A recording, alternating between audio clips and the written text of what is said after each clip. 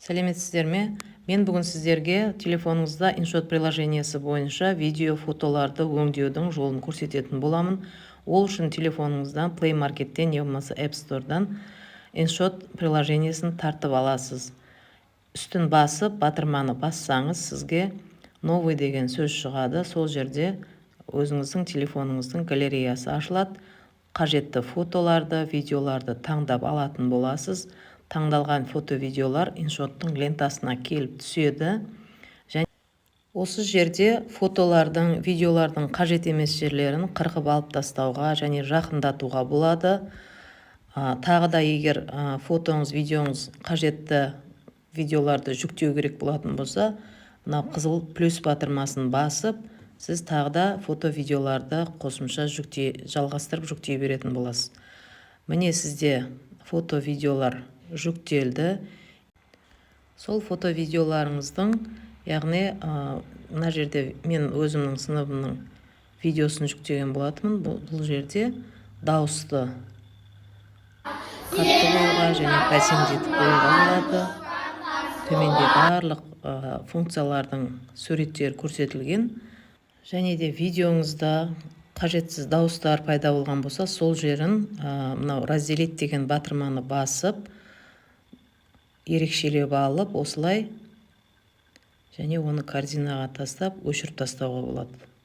Қажет емес фото-видеоларды солай қырқып алып тастайсыз. Және де текст жазасыз.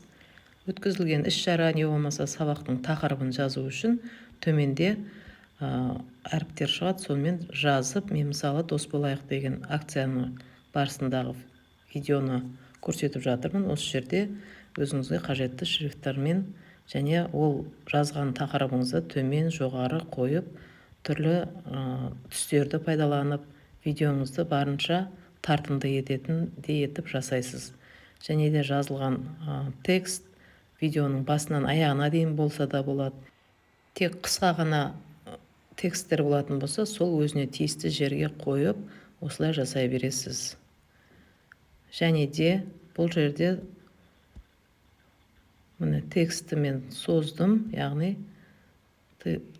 видеоның соңына дейін апарып қоюға болады. Сонда сіздің жазған текстіңіз видеоның соңына дейін көрініп тұратын болады. Сонымен қатар түрлі стикерлерді пайдалансақ болады. Ол үшін мына жердегі стикер батырмасын басып, сол жерден өзіңізге қажетті тақырыпқа байланысты стикерлерді таңдап қойсаңыз болады. Менде міне осындай стикерлер шығып тұр. Осының кез келген өзіңізге қажеттісін таңдайсыз. Және ол стикерді де видеоның соңына дейін болу шарт па, не болмаса қысқа ғана жерде қою керек па, қалағаныңызша өзіңіз белгілеп қоя беретін боласыз. Енді сіздің видеоңызға музыка таңдау керек болады. Ол жерде нотаның суреті бар батырманы басып, сол жерден дайын музыкалар таңдасаңыз болады. Не болмаса импортированное деген батырманы бассаңыз, өзіңіздің жүктеген музыкаларыңыз шығатын болады. Сол өзіңіз таңдап алған музыканы қоясыз. Не болмаса осы InShot'тың ішінде мынадай дайын музыкалар шығады. Осылардың біреуін таңдап видеоны жалғастырасыз. Және өз дауысыңызды қосқыңыз келетін болса, ол кезде микрофонның үстінен бассаңыз, осындай 1, 2, 3 деген батырма шығаттағыны сіз енді өз даусыңызды осылай қосып жаза беретін боласыз. Галочканы басып, өз даусыңызды жүктейсіз, сіздің видеоңыз осылай дауыс қосылатын болады. Оны да қажетті жеріне қоясыз. Одан кейін бізде скорость деген батырма бар, яғни видеоның жылдамдығын не арттыру керек, не болмаса баяулату керек. Ол кезде сол скорость батырмасын басып, сол жерден өңдейтін боласыз. Төменде тұрған бірнеше функцияларының барлығы осы видеоны өңдеуге қажетті функциялар. Қажет емесін өшіріп тастайсыз, керек жерін қырқып алу керек болса, мынау осылай кесіп алып, қажетті суреттеріңізді жақындатуға да болады. Және де ескеретін бір жағдай, кейде дайын болған видеоның артқы фоны қап-қараңғы болып тұрады. Сол фонды ерекше етіп және тартымды болу үшін бізде задний фон деген батырманы басасыз, сол жерде түрлі осындай түрлі түсті фондар шығады. Яғни кез келгенін таңдап галочканы бассаңыз, сіздің видеоңызға былайша айтқанда керемет тартымдылық береді. Видеоның басынан бастап қоясыз дағыны, және жаңаға задний планға кіресіз. Міне түрлі түсті етіп, өзіңіздің видеоңызға арт жағына фон дайындайсыз.